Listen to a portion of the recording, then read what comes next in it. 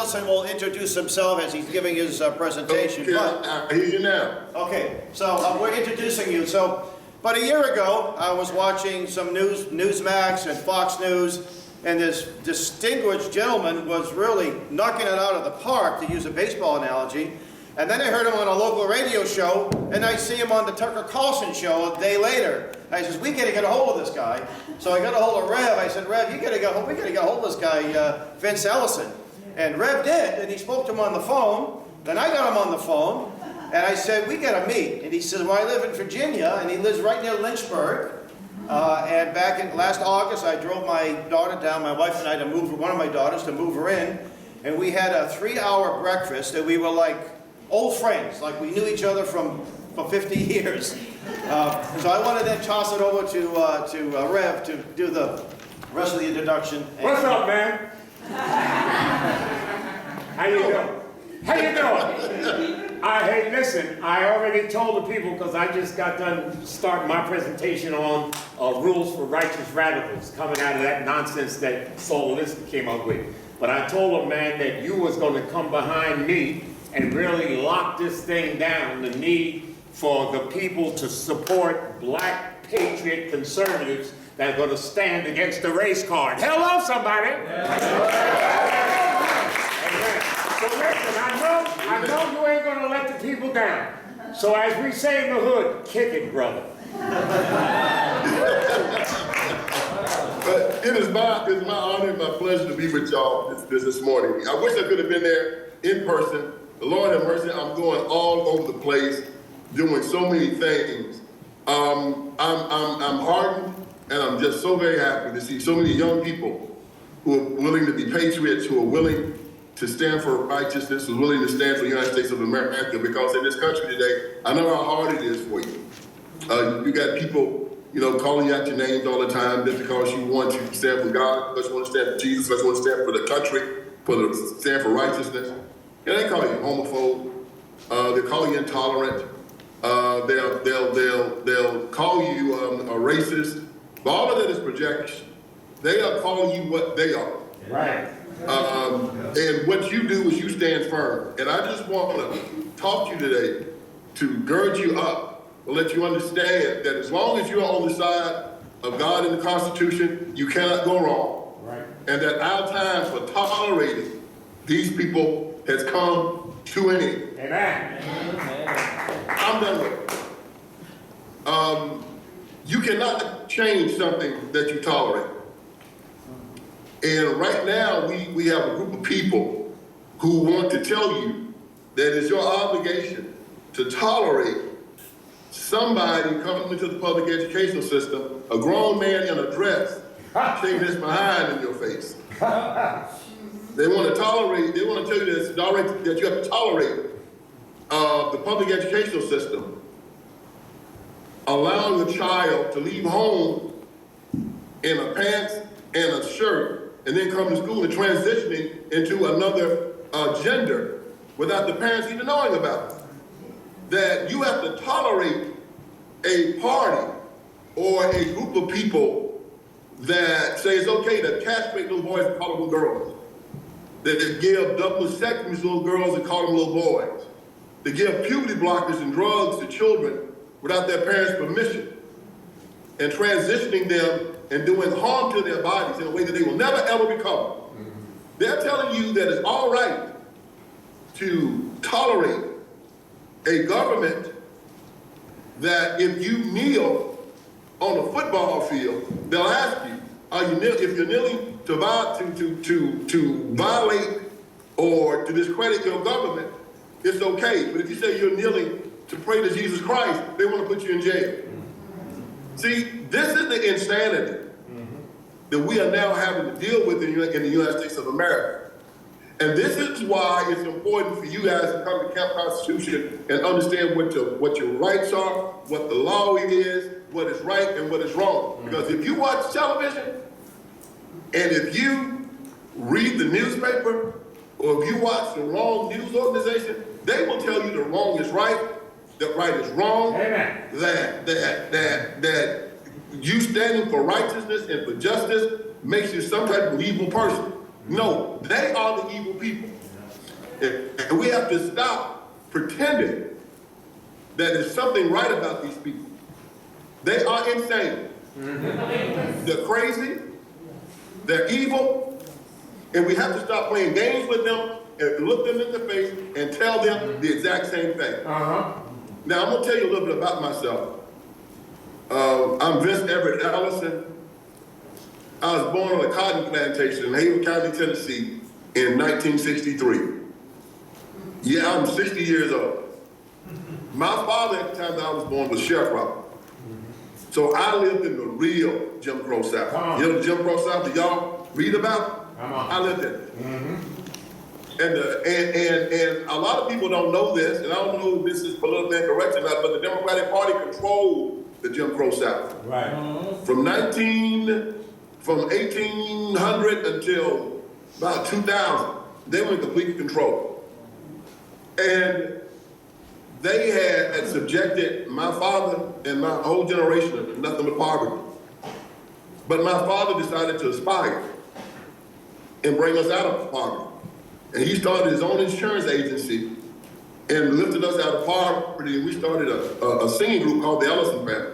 We went around the whole country singing gospel music to people, praising God, because God had done so many good things for our family. I had 7 brothers and sisters. And I went to college at the University of Memphis, played football there. And then I graduated, and when I left college, I started working in the prison system in South Carolina.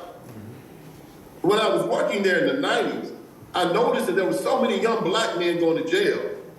Bill Clinton and Joe Biden had put together a crime bill, $40 billion. They hired 100,000 policemen and were building prisons all over the United States of America. And so many young black men my age were being locked up. It was very, very disturbing. Matter of fact, there was a statistic that came out that said that if the current trends continue, you could expect 1 in every 3 black men in America end up going to prison. So I started asking the black intelligentsia. I said, man, why are all these young black men being locked up? And of course, they the same old refrain. They say evil, rich, white, conservatives hate black people, and they're locking them up. And so I was naive, and I said, really? So I resigned my post. I said, I'm going to go down into the ghettos and try to help keep these black men from going to jail. I'm going to stop locking them up and see if I can start doing things to help keep them out of jail, to go to war with these evil, rich, white conservatives, right? But when I got down to the ghetto, I found out something very, very interesting. I saw no evil, rich, white conservatives anyway. Matter of fact, you see a unicorn or a leprechaun before you saw one.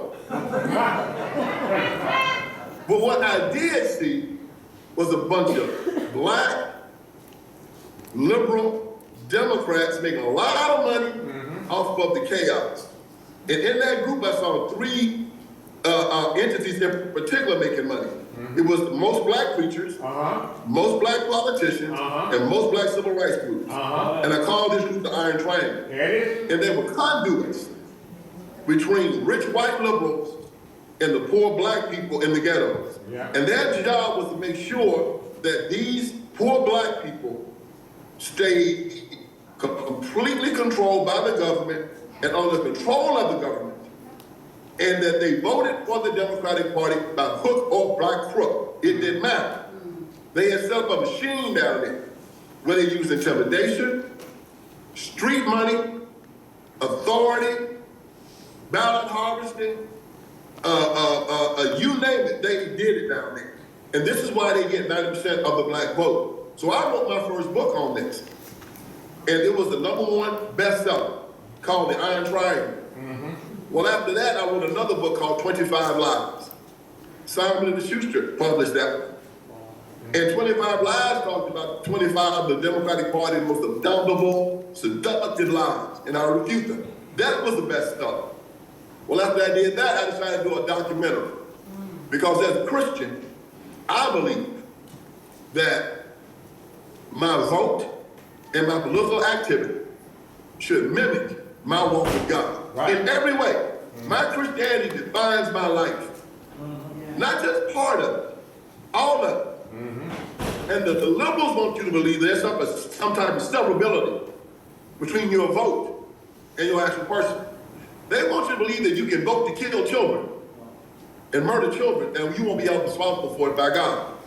They want you to believe that you can lock children in failing schools, that you know will not teach them to read or write, and you won't be held responsible for it by God. They want you to believe that you can castrate little boys, call them little girls, give these drugs to these children that change them forever, and that you're not going to be held responsible for it. They want you to believe that you can actually vote for somebody that's going to restrict your religion, your ability to pray to God, and not be held responsible for it. That is a lie. So this documentary was called, Will You Go to Hell For Me?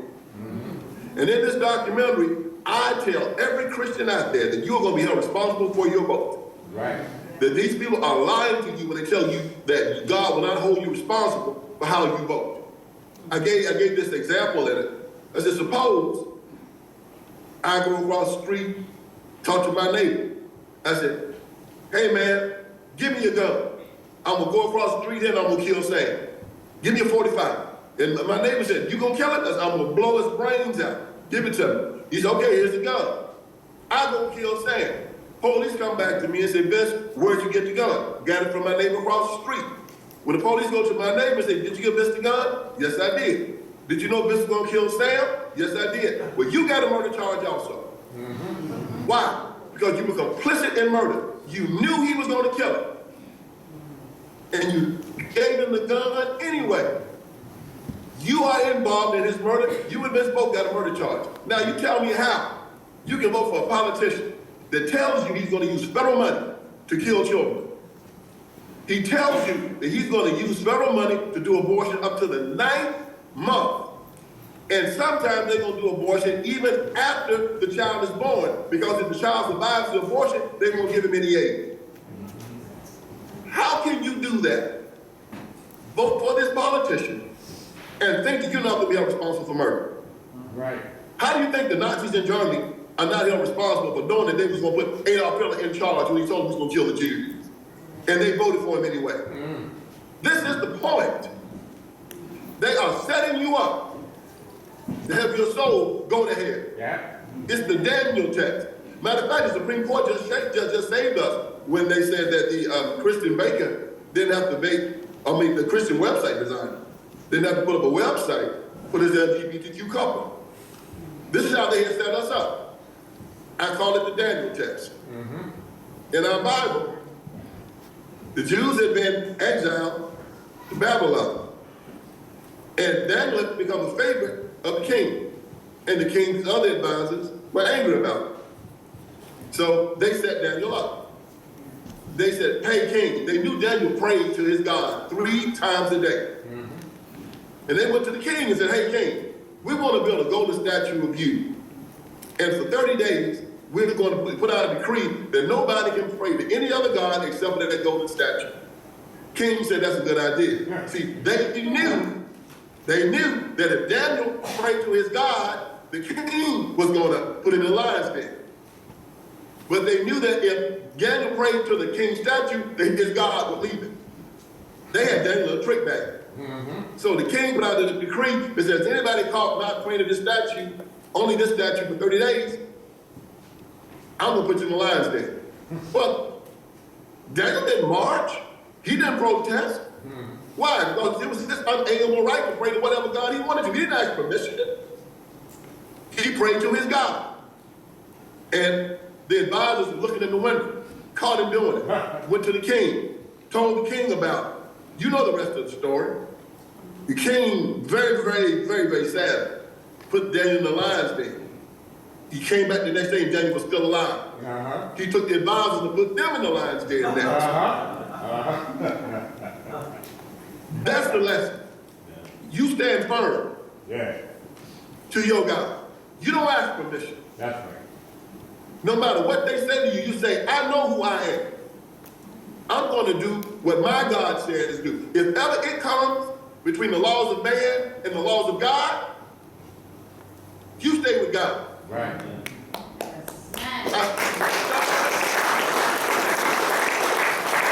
Jesus said, can a man have 2 masters? No. He said, no, because he'll love one and hate the other. Right now, we have to decide if we're going to deal with these politicians or if we're going to stay with God. Come on. When that decision comes to you, don't you even shake. Have no hesitation. You know where you stand. I stand with God. I stand with him 100%. I will not back down. You look him in the eye and you push back every time. I'm tired of these people that believe they can walk up to you and be disrespectful. Walk up to you and tell you got to participate in their sin. They had a whole month. Well, all they did was run around and shake their behinds in Americans' faces, telling you got to participate in our foolishness. Trying to pass laws from the government demanding that you participate in their sin. It's the Daniel test. Nothing is new under the sun. And so what you tell these people is this: when they try to make you feel like you're responsible for their condition in this world, that you're responsible for them not having what they think they should have, that you're responsible. And when they talk about when they talk about white supremacy, systemic racism, white privilege, you know what I tell them when they talk about white privilege? I say, yeah, you're right. It is a privilege to be white, but it's also a privilege to be black. That's right. It is a privilege to be an American, and it's really a privilege to be a American. So when they tell you that you have privilege over them, when they tell you that your whiteness gives you something, some type of head start on them, this is what you say to them. You tell them that you are a slave looking for a master. I refuse to be your master. If you want a master, go to the other side, because there are masters looking for slaves. I will stand with you and teach you to be a free man, as I am a free man. If you need a good preacher, I'll take you to one. You got one standing there right in front of you right now. If you need a job, I'll help you find one. If you need a good lawyer, I'll help you get one. If you need to learn to read or write, I'll help you learn to read or write. But short of that, I will not live in condemnation for you. Come on.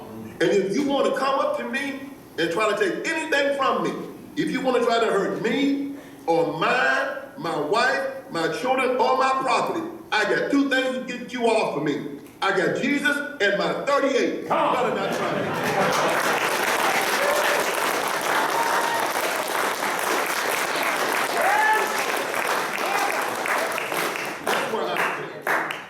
These people are coming. They're not just coming.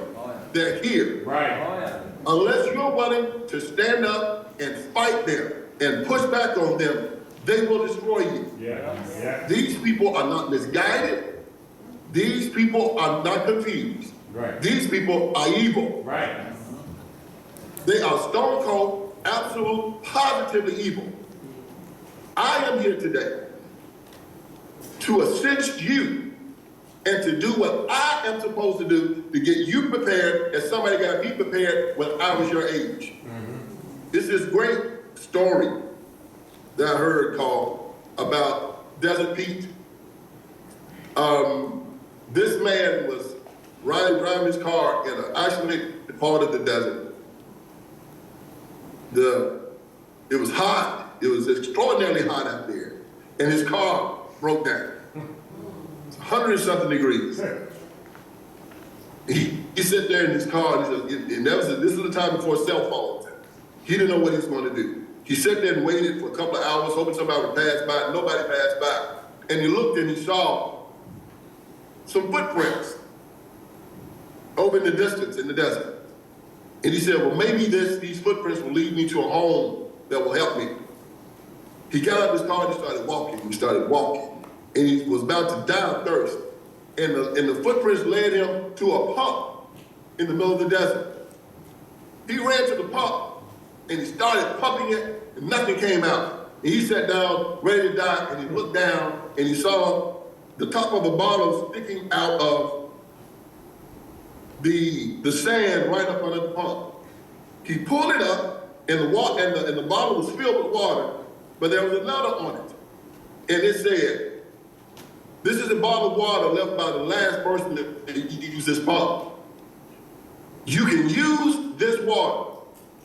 You can drink it right now and see how far you can make it in the desert. I promise you, you will not make it far enough to stay alive. Or you can take this pump, this water, and use it to prime the pump. And you can get as much water as you want, and you can make it to your destination. I hope that you're like Desert Pete. I hope that you take the water, prime the pump, drink to your field, go to your destination, but leave something for somebody else. This is why I'm here today. I'm leaving something for somebody else. I've been to the pump. I drank my fill, but now I got to give back. Yeah. I'm giving back to you. I give back when I write my books. I give back when I go on TV and I go on radio. I got to tell everybody that there's a pump out there that will fill you up. All you have to do is go drink your fill. Then you have to go and you have to tell somebody else and leave a bottle for somebody else so they can prime it. Drink that fill. Go tell somebody else. And on and on and on. Be Desert Pete. Be that person. I'm here today talking to you because I'm trying to give back. You give back. And you fight. And I will tell you this, y'all. I have fought these people my whole adult life. I have fought them in the halls of power. I have fought them on the street corner. I have fought them in the churches. I will fight them till hell freezes over. And when hell freezes over, I'm going to fight them on ice.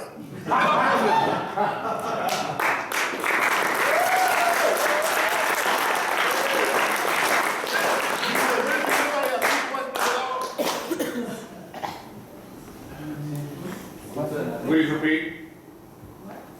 Rev, is there any questions from the audience? Anybody want to ask me anything? Yeah, so any of you campers have any questions, just go right to the stand up and get right to the Yeah, stand. camera, yeah. Cameras?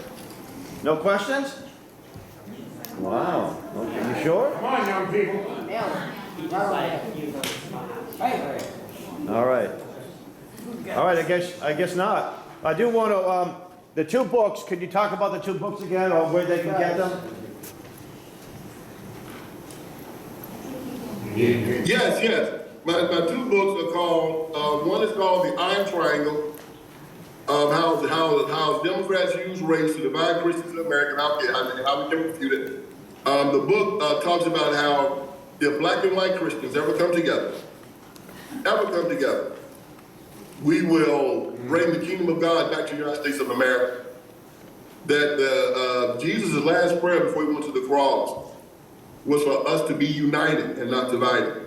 Yes. And the left understands that they have to keep black and white Christians fighting one another and hating one another. Yeah. And if they can keep that going, they know that they can always win. My second book is 25 Lies, and it just goes through the Democrats' most 25 seductive and the damnable lies, how to refute them.